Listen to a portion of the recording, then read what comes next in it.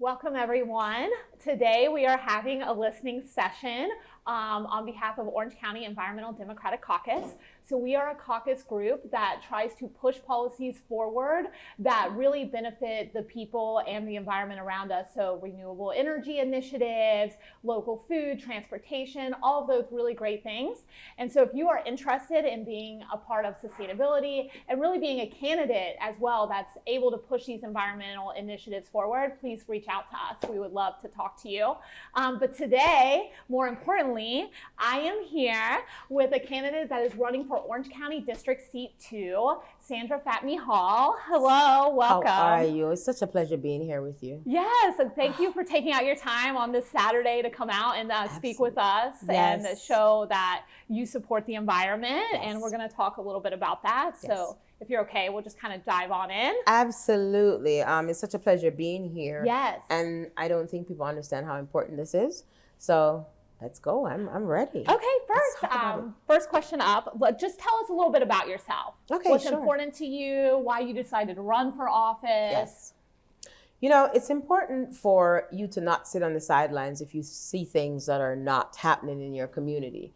Then you'll be a part of the problem. And you get to choose to be part of the problem or part of the solution. So I decided to run in District 2 because I live in District 2. And I don't see some of the things taking place and votes going in directions that help us as a community. So I decided to run to be that change that I want to see. And that change includes the environment. It includes bringing us together. It includes bringing policies to the table that helps to sustain us as a community, right? And unity is a big deal for me. Climate change is a huge concern, mm-hmm. right? And I think it's important for us to understand that when you're a commissioner for a community that has 8 areas, you just can't be the commissioner for one. You have to be the commissioner for all. Perfect. Right? Yes. Yeah. Thank you for that. You're welcome. And so when we talk about unity and climate change and environmentalism, what does that mean to you? Wow. Just think about this for a minute. When you're sitting there and you're hearing and seeing all these new developments that are coming in to town and that are going up. In 5 minutes, you look around and there's a building that's up, right? I know we have a shortage of houses, but how about us trying to get that right from the get-go, right? From the beginning. How about us making sure that our developers are listening to our ask and making sure that we're living in environments that are safe, clean water, mm-hmm. right? Mm-hmm. Is absolutely important to all of us. I hope it should be. Yes. Because it's important to me. And I think it's important for us to definitely understand that when we get up there with a voice as a commissioner, we're the voice for the community. And if that's what we need to do to preserve our community, and that's what our community is asking for, then that's what a commissioner should go up there and do, because it preserves our environment, it preserves our community. Clean water is something basic. Mm-hmm. That's a basic need that we all should have the right to. Absolutely, yes. And when we talk about developers, especially in your District 2, residents are concerned because Orange County has a policy in place that they cannot burn their yard waste. Yes. But what they're seeing in District 2 is a large amount of mass burning by developers. Yes. That's coming and polluting their air. And really, they're frustrated, by all due right, that these large developers can come in and burn acres of land and pollute their air when they might have a little yard waste. So what is your plan for that particular issue here in District 2? Thanks for that question. We definitely need to make sure we have policies in place that does not happen. We can no longer go forward with things being just one-sided, right? Yes. In favor of the developers alone, right? There are people that live here, and if that's polluting the air, why should you be allowed to do that? You're getting ready to make a ton of money after you're finished doing this, right?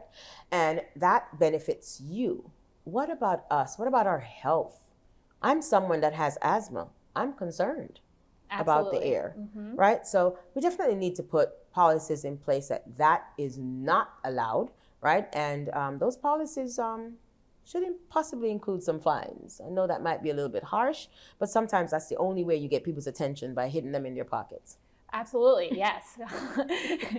And with the climate going on as it is, with the increasing, extreme weather events, and the need for sustainability and community within our own neighborhoods, what is your priority when it comes to the environment if you were to take office? Okay, so definitely, I know we're all interconnected. So it's the trees, it's the animals, it's the land, it's clean water. It comes back to clean water being a priority and what we're putting in our aquifer. And I think that it's important for us to understand that when we're not talking about it, then our environment is just keep getting polluted. Now we're down here in Florida with fires, right? And that has to do with us not focusing and making sure that the environment is a priority. So I think clean water has to be one of the first things that I focus on. Great. Making sure. Great. That Orange County does that. And that kind of leads into my next question, because what do you think is the most pressing environmental issue in District 2? And maybe we can go play off water a little bit, or maybe we talk about something else, but okay. What do you feel like when you get into office? When I think about where we're going in the future, and I go back again to 1,000 people moving here every single week, and when we think about the emissions and what's coming from our vehicles, we have to head towards electric vehicles and making sure that there's a provision made for those electric vehicles when we're building these new developments, because we're running out of homes right now. So that means new developments are coming because we have land space out there to do this, right?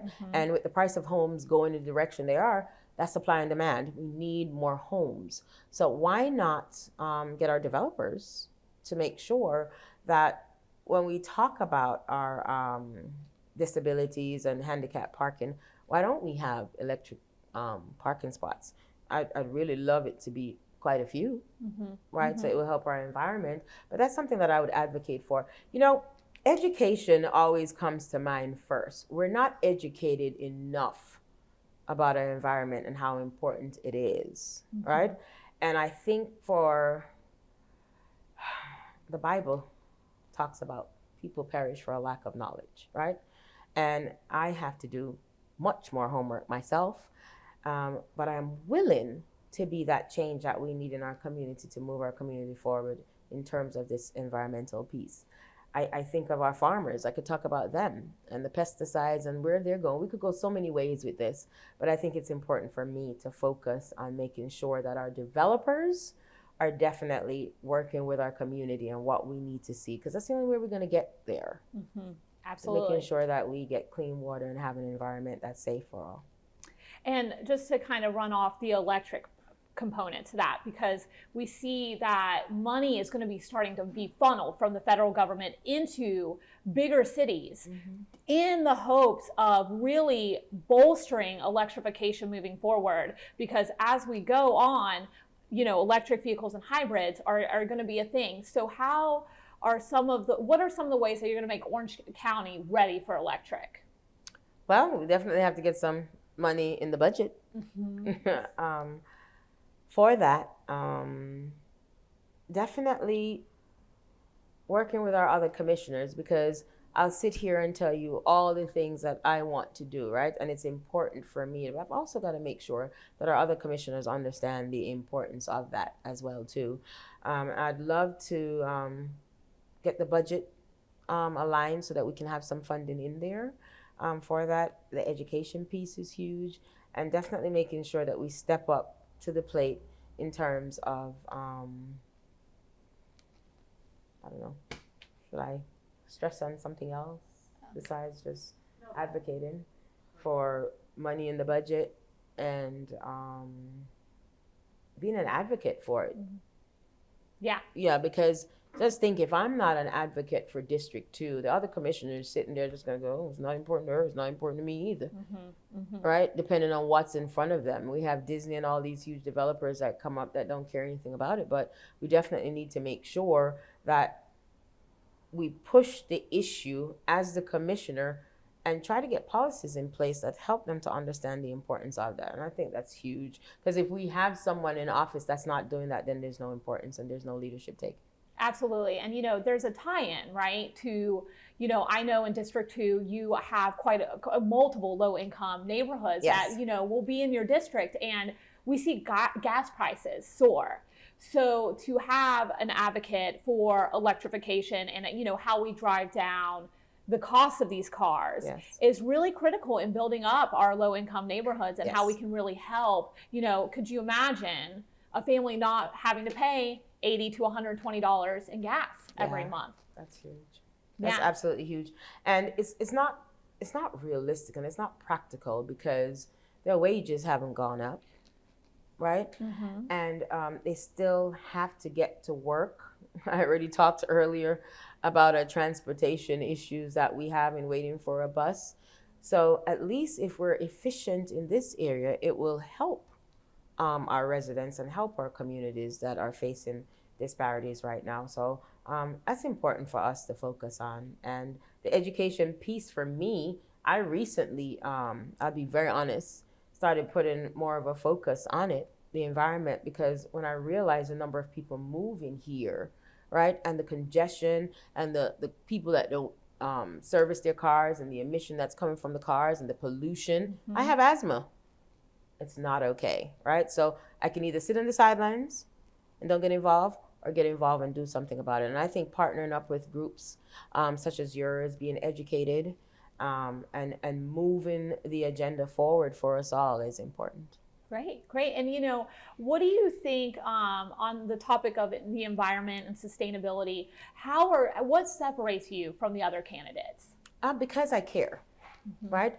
When you put servants, leaders in position, communities thrive, and it thrives from a standpoint of not being that person that, I'm an elected official now, so I've already gotten where I need to be, so I really don't care about those things. No, I came in caring about those things. And it separates you because I'm a proven servant leader, a proven community leader, that when I say that I'm going to do something, that's what I do. Excellent. Right? I deliver. Mm-hmm. I deliver on solutions. I deliver in what's for the greater good. And it's important for you to start with leadership Mm-hmm. that cares and that's involved in that. Perfect. And, you're big on delivering solutions, and we know Yes. that Mayor Demings has the transportation initiative funding on the ballot, and we have a public transit crisis here in Orange County, and people don't have access to the transportation that they need. What are some of your thoughts on how to move us forward in the right direction? I think education, it goes back again to education, because I realize that we're all off in our own little worlds because we get to drive our cars and we're comfortable there, but we don't realize what's going on for everyone else that's taking the bus, right? And even if we were there years ago, we're not there today. So there is no importance that's there for people that are driving their cars. So I think the education piece is huge. I think putting the initiative behind making sure that we become efficient and that we have efficient transportation, from our Lynx buses to our rapid transit with our trains, our Sunrail. I think an importance needs to be put there, because when you think about these developers that are coming in, they also want to make sure that they're building close to where people have access to public transportation, because not everyone will drive, right? So there's got to be an importance there, and there's an importance there for me that we're a community that thrives for all. Someone that takes public transportation because they're in a wheelchair, how are they getting around if that bus is not efficient and it's not there for them to have access to? So those things are very important, and I think that we definitely need to make sure we put importance on there. So education, advocacy, getting policies in place, I think is extremely important, and partnership is huge. Yes. And if money was no obstacle, what would the community of tomorrow be in District 2? Well, community would be exciting, number one where people have greenery, trees for shade, clean water, access to public transportation, rapid transportation. I heard earlier about there's a possible Sunrail that goes from Apopka, maybe into Osceola or downtown. It's important for us to understand that we have to move with the times, right? I can tell you just in one school alone, I know of over 600 graduates, right, that are getting ready to go out into the community. Have we provided for them? Are we ready, right? So we need to get there. And that means that funding needs to go behind education, implementation, solutions, and making sure that we're healthy and have clean water. Absolutely. Well, that was it for our interview. I want to, before we wrap things up, I want to ask, is there anything else that you would like to say today to our group and followers? Well, I think it's important for everyone to understand the importance of having someone represent as a voice for the voiceless, right? You have concerns that you've probably just sat at home and talked about, right? And maybe gone to a meeting or two and expressed your opinion about what that is. But you definitely need someone in office that can definitely implement and get those concerns addressed and definitely walk us in the right direction to get it advocated for and implemented, right? So, Sandra Fatmi-Hall, candidate for Orange County District 2, working for you, working for this community, and will continue to be the change that you need to see. SandraFatmi.com is the best way for you to reach out to me and see my platform issues there, what I care about, what's important. And you can definitely give me your concerns and share what you feel you want me to talk about and advocate for on your behalf. Thank you. Thank you so much for your time. Thank you. Yeah, thanks for coming out and talking about the environment with us. Yes, thank you for having me and for educating me along the way as well. Perfect. Thank you. Yeah.